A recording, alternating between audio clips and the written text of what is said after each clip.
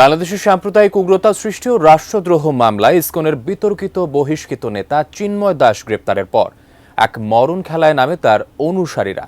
আদালত চত্বরে এক সরকারি আইনজীবীকে প্রকাশ্যে কুপিয়ে হত্যার অভিযোগ আছে ইসকনের বিরুদ্ধে। এবার সেই ঘটনার মূল হোতা গ্রেফতারের পর জানা গেল ভয়ঙ্কর সব চাঞ্চল্যকর তথ্য, যা শুনলে রীতিমতো গা শিউরে উঠবে সবার। বিস্তারিত মোহাম্মদ সোহাগ বিশ্বাসের রিপোর্ট। জুলাই আন্দোলনে নিহত ছাত্র জনতার রক্তে রঞ্জিত হয় শেখ হাসিনার হাত। ৫ আগস্ট দেশ ছেড়ে পালিয়ে গেলেও রক্তের নেশায় এখনও বিভোর তিনি।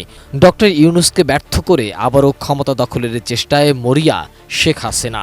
দেশ ছেড়ে পালিয়ে যে দেশে আশ্রয় নিয়েছেন সেই দেশের সহযোগিতায় একের পর এক নীল নকশা কষছেন এমন অভিযোগ বিভিন্ন রাজনৈতিক দলের নেতাদের। ডিজাইন, এলিগেন্স, বিউটি, সেরা পণ্য সবার জন্য জেভিকো। তবে সব চেষ্টা ব্যর্থ হলেও সাম্প্রদায়িক এক দাঙ্গার ভয়াবহ মাস্টার প্ল্যান করেছিলেন একটি চক্র। ভারতের মিডিয়াকে ব্যবহার করে গোটা বিশ্বে গুজব ছড়িয়েই ক্ষান্ত হয়নি এই চক্রটি। আদালত প্রাঙ্গণে চালায় তাণ্ডব। কুপিয়ে হত্যা করা হয় আইনজীবী সাইফুল ইসলামকে। সেই ঘটনারও অপপ্রচারে নামে তারা। আইনজীবীকে যারা হত্যা করেছিল তাদের মধ্যে অনেককেই ভিডিও দেখে গ্রেপ্তার করেছে আইনশৃঙ্খলা বাহিনী। সবশেষ এই ঘটনার সাথে জড়িত প্রধান আসামি চন্দন দাসও ধরা পড়ে আইনশৃঙ্খলা রক্ষাকারী বাহিনীর হাতে। বুধবার মধ্যরাতে ভৈরব থানা পুলিশের একটি টিম অভিযান চালিয়ে রেল স্টেশন থেকে গ্রেপ্তার করে তাকে। চন্দন চট্টগ্রাম কোতোয়ালি থানার সেবক কলোনি মেথরপট্টি এলাকার মৃত ধারীর ছেলে।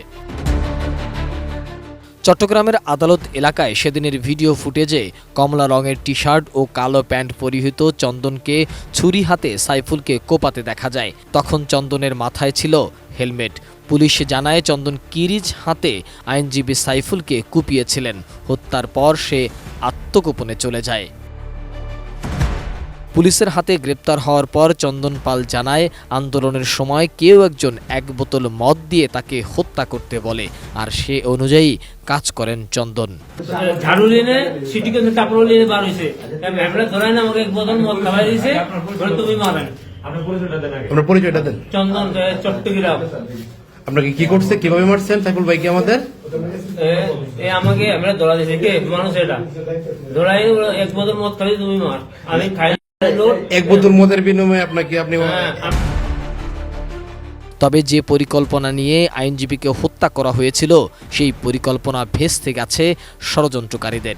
একটি সূত্র বলছে, আওয়ামী লীগ ইসকন ইস্যুকে কাজে লাগিয়ে গোটা দেশে সাম্প্রদায়িক দাঙ্গা বাঁধাতে চেয়েছিল।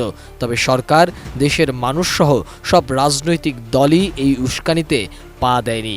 বরঞ্চ প্রধান উপদেষ্টার আহ্বানে সব রাজনৈতিক দল ও ধর্মীয় নেতারা ঐক্যবদ্ধভাবে বিদেশি শক্তিকে প্রতিহত করতে বদ্ধপরিকর। মোহাম্মদ সোহাগ বিশ্বাস, এটিএন নিউজ, ঢাকা।